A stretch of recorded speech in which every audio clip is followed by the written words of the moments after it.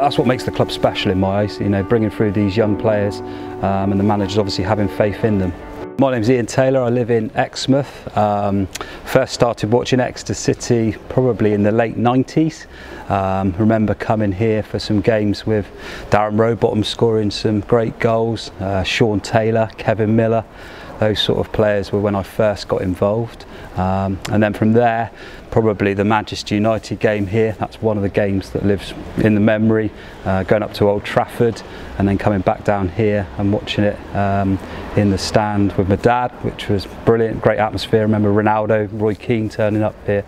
And obviously that played quite a big impact in the club long term by saving the future for the club. So, was it your dad who first brought you here? What made you first come? First, yeah, came with my dad. My brother came to a few fixtures as well. I remember standing in the cow shed, being on the big bank, and now we sit in the main stand over there with my wife Charlie and my dad. So it's been a long-term process, and thoroughly enjoy coming. And you've got a link with some of the players in the first team squad. Can you tell us a bit about that and their school days? Yeah, definitely. So back probably about 7 or 8 years ago now, we had a really good Year 7 football team that went right through to Year 11, had some fantastic cup runs, got to the last 4 in the country, good cup final here in Year 7. Jack Sparks, Will Dean, and they played against Ethan Ampadu for St Luke's, and a lot of the members of staff at the college now keep in regular contact with him and are watching all their careers develop. So really pleasing to see. Will obviously now on loan at Truro at the moment, but has been involved in the first team squad, and Jack obviously over the last couple of weeks has been involved, which has been fantastic to see. So really pleasing. I know a lot of the staff have come to the matches, and I think a few are coming up today as well. It's a bit of a cliche when people say, "Oh yeah, I knew he was always going to go quite far." What were those players like at that age? Could you kind of almost tell that they had something different about them compared to everyone else? Definitely. Year 7, I remember the first training session. Will and Jack stood out. They had a little bit of magic, as you could say, but we also had some really good players around them as well that are now playing local football at different clubs, which obviously as a unit then they produced some really good football, and obviously Ethan in that final was a talent, you could tell as well from a young age. So certainly you could tell that, but obviously, you know, injuries, a little bit of luck you need in professional football, but from an early age Will and Jack certainly had the quality that you could see potentially go on and make it in the game. One of the things that the academy are quite keen to kind of stress is the fact that the education does come first for the youngsters. Did you see that when they were at the academy they were still studying? Without doubt, definitely. We had some fantastic support. It's really important that they concentrated on their English, their maths and science, because it's important to get those grades behind them. Obviously they went out and trained some Monday afternoons, I believe. But yeah, the academy were fantastic, kept in contact with the college at all times. The head of year I know was involved, head of PE. So yeah, definitely really important to get the qualifications behind them, but the support was there both ways.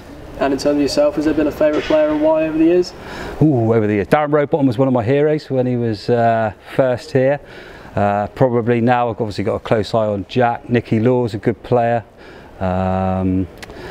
Jake Taylor, good captain, I think. Underrated probably sometimes, some of the work that he puts in performances. People don't always see that from afar, but yeah, there's some good players here at the club, good young players coming through. Again, you've got Archie Collins that's now playing regularly in the team. So that's what makes the club special in my eyes, you know, bringing through these young players and the managers obviously having faith in them. Favourite match you've been to at the park? Ooh, favourite, obviously there was the Manchester United one, Plymouth Argyle, Ollie Watkins, that was quite a nice finish that day. So yeah, they're probably the two that sit long in my memory. Best goal you've seen at the park? God, there's been a few. There was a few last year. It probably has to be Mr. Boateng's from last year. That was some finish. Obviously moved on now. Steve Flack, he scored one here a few years ago. I remember that against Swansea. Nicky Law, Lee Martin, you know, there's been some great goals. But Boateng's last year, if you were in that stand, you know, if that was on a Sky Sports, if it was on Lionel Messi, they'd be talking about it still now, wouldn't they? Which obviously some of the Exeter fans still do as well. You mentioned you go away from home as well. What's the best away trip you can remember?